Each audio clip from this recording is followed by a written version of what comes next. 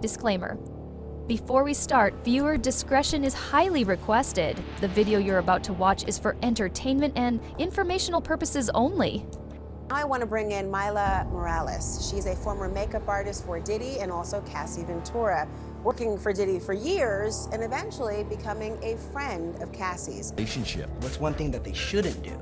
I don't like yelling and arguing. There's a certain level of needy that's like, oh, you really like me, and then there's, obsessive, stalking you a little bit. On the stand yesterday, she named several of her freak-off partners, including a guy called Jules. What you're about to hear is not for the weak-minded, but it's the harsh reality, and it's finally being told. Day 5 of the trial, the lights in the courtroom feel dimmer than usual, like they know what's coming. Cameras don't flash. They freeze. Even the reporters have stopped whispering. Then Cassie walks in. No makeup, diamonds, or heels. Just a long gray coat and eyes that don't blink. She walks past the man she once called the love of her life without flinch nor a pause. She sits, breathes in deep, and begins to speak. And with just a few quiet words, Cassie does what no one thought she would, pulling down the hideous Sean Combs empire, starting from what has been happening in the now infamous secret tunnels. Because how do you hide years of horror inside a house built on fame? Well, I have kept this secret for like 14 years. I mean, the first time I experienced it was 2010, and I was in the hotel room when Puff came in, and I had no idea Cassie left. And when I woke up, I just saw his presence come into the room. They went into the bedroom and shut the door, and all I could hear is screaming and yelling and whatever was going on in there, I don't know. But all I could think of was to grab Cassie's things and start packing it up and just getting her out to safety. Cassie was just 22. She had that bright kind of hope you could see from across a room. Her voice was soft, her songs were sweet, and her eyes were full of dreams. She wasn't chasing attention, she was chasing purpose. Then came Diddy. He walked in like a storm wearing a suit. Tall, charming, magnetic, the kind of man who filled a room even before he said a word. At a party in Los Angeles, he told her she was the next star, raised his glass, and toasted to her future. And just like that, she was his. Did she describe how she was feeling about having that happen? Did you get a sense that this was the first time? It didn't feel like it, because it wasn't. It was almost like, I feel like she might have been embarrassed that that happened in front of me. But the incident that you're talking about even predates what we saw in this horrific video from a hotel floor. When that video came out, what did it feel like knowing that that had now been public? The world saw the photos and videos. Red carpets, flashing lights, matching outfits. Everyone said they looked perfect. Music's power couple. But behind those smiles was something else. Something quieter. Something that slowly started to press down. At first, it was little things. She had to ask before leaving the house, she stopped seeing certain friends, her phone started ringing less, not because people stopped calling, but because she wasn't allowed to answer. And the love that was once warm started to feel like a leash. The fairy tale hadn't ended yet, but it was already starting to rot from the inside. Because it was like I witnessed what could have happened in that room and more, so that was a hallway incident. Who knows what happened, in that room when I was outside of there. And I was devastated. Actually, I've been devastated since the court cases came out and how, he mistreated. And years later, little did she know she would now appear in the courtroom, peeling back the layers on what she witnessed firsthand in Diddy's hands, the man her world once revolved around.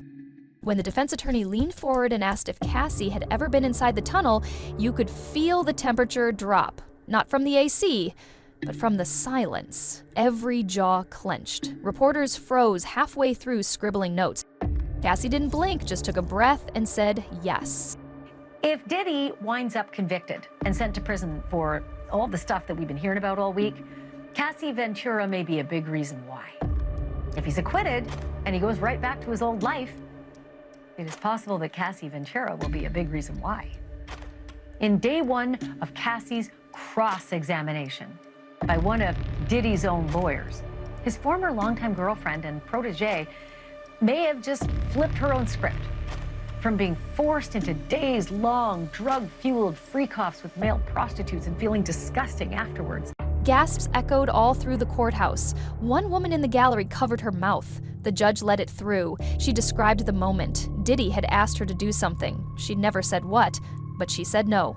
That was all it took. Two men appeared, silent and rough, and dragged her down a hallway behind a false wall.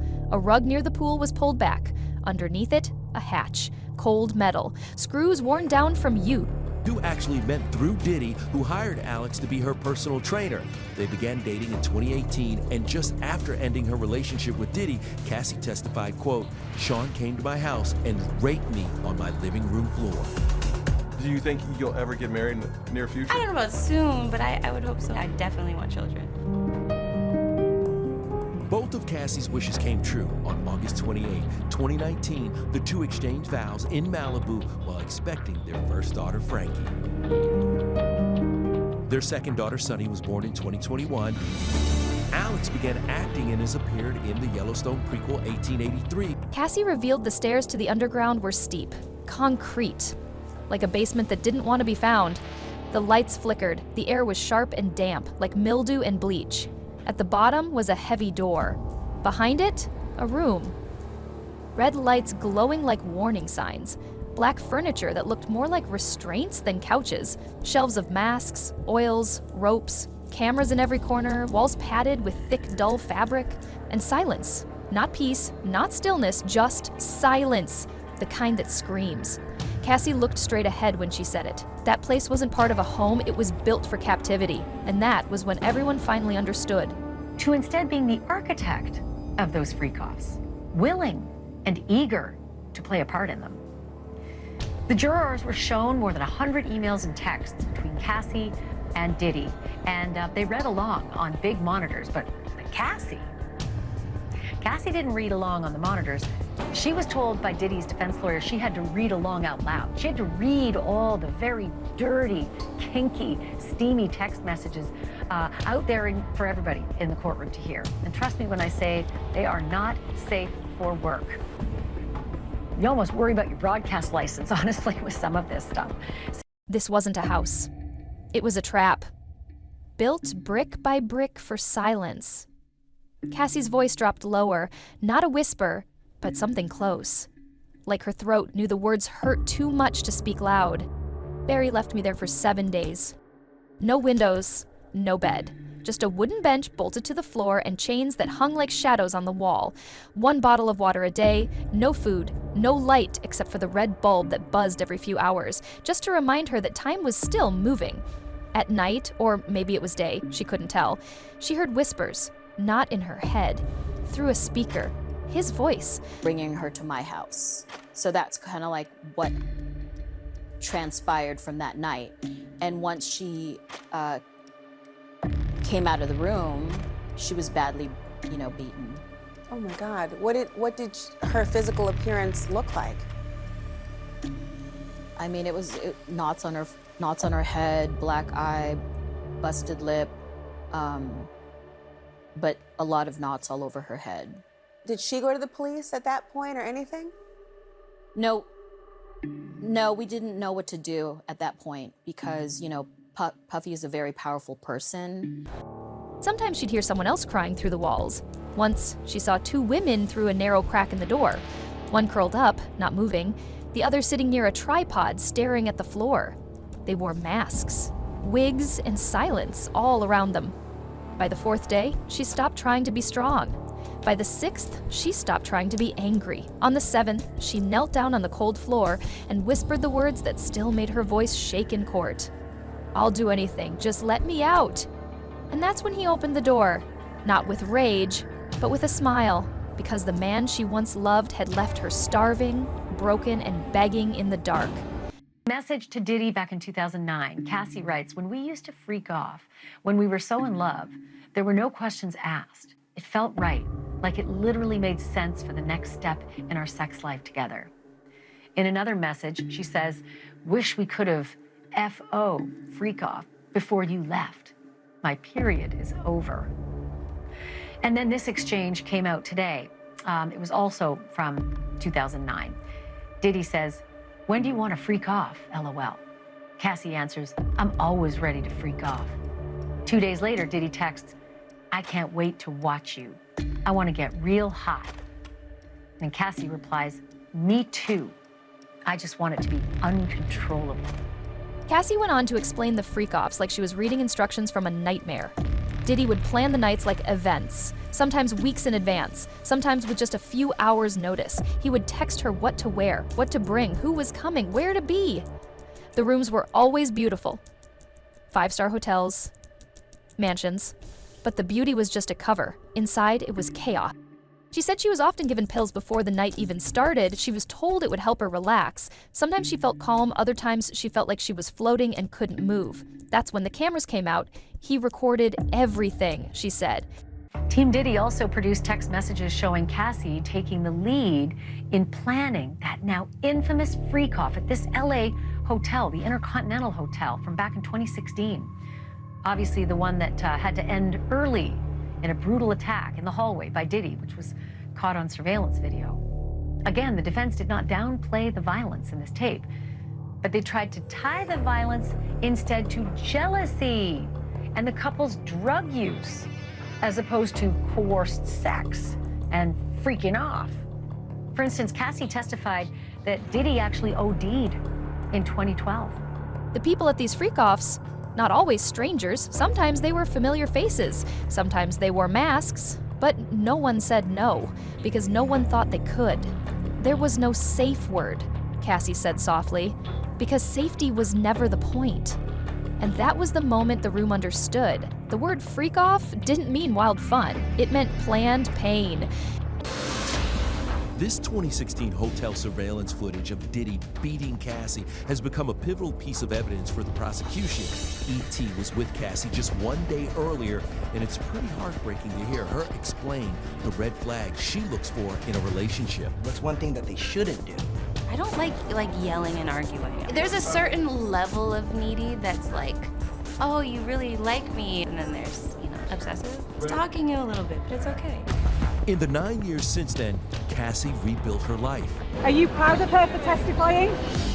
When the screen in the courtroom lit up, nobody breathed. Photo after photo appeared, a bruise on her ribs, a cut just above her left eyebrow, red marks along her arms, a welt near her collarbone. One juror turned their face away, another reached for a tissue. Cassie didn't flinch. Her voice was steady now. Yes, she said, those were from him. The photos were time-stamped. Some matched dates from texts. One picture lined up with the night Diddy accused her of cheating after she came home late from dinner with a friend. He was drunk, she said, angry. He dragged her by the wrist. Once, on a yacht in the Caribbean, he shoved her so hard she flew overboard. She didn't tell anyone. I didn't think I'd be believed, she said softly, and I thought if I spoke up, I'd vanish. Not just from the industry, but from the world. That he was extremely jealous, which may seem like weird, odd, given the two were, as the defense puts it, swangers. In Cassie's telling, Diddy made her have sex with more than a dozen male escorts while he watched and recorded and pleasured himself right there in the hotel room or the apartment or wherever they were doing it. On the stand yesterday, she named several of her freak-off partners, including a guy called Jules. Often, Cassie would stand in front of a hotel mirror. The face staring back didn't look like her anymore. Her eyes were hollow, her cheek was bruised, she touched her reflection, but it didn't feel real. That moment, that broken reflection, was the last straw. She packed her bags and didn't say goodbye. She flew to New York and shut herself away. No cameras, no stylists, no fake smiles. Then began to detox from the pills, from the fear, from him. And somewhere in the quiet of those first few nights, she began to write everything down. Every bruise, every name, every room. The world outside still thought she was just taking a break. But inside, Cassie was planning a storm, the kind that would knock down walls. "I speak," she said, her voice firm, for those girls still trapped in that tunnel. And this time, she didn't whisper it. Jules. Cassie says that Jules was the escort from the hotel freak-off that turned so horribly violent in the hallway. And if prosecutors found this Jules guy, and if this Jules guy takes the stand, he could back up Cassie's testimony, right? That she was beaten and coerced as part of a larger criminal enterprise, something that Diddy did from the top and ordered his staff to make happen. Because in the end, honestly, folks, the sleazy details, all the stuff you see in the headlines, yeah, it's good reading, right? But it is not what matters when it comes to a RICO case, racketeering, conspiracy. The day after Cassie testified, the headlines exploded. The FBI raided Diddy's properties. Boxes were carried out, computers, hard drives, the doors to the tunnel were found, cameras too. Cassie's story flooded every screen. On X, her name trended for 48 hours straight. Survivors reached out, some with names, others with bruises too old to hide. Diddy's team released a cold denial. But the pictures didn't lie, the texts didn't lie, and Cassie's voice, steady and raw, didn't lie either. This trial wasn't just about two people, it was about power, and what happens when a woman stands up and refuses to be quiet anymore. "I once thought love could save him," Cassie said in court, "but no one saves a monster." Cassie's story shook the room, but it did more than that. It opened a door. She's not just a witness. She's a mirror held up to an industry that has hidden too much for too long. The real question isn't just what happened. It's who knew. How many assistants looked away? How many parties ended in silence? How many more girls are still out there waiting for someone to believe them?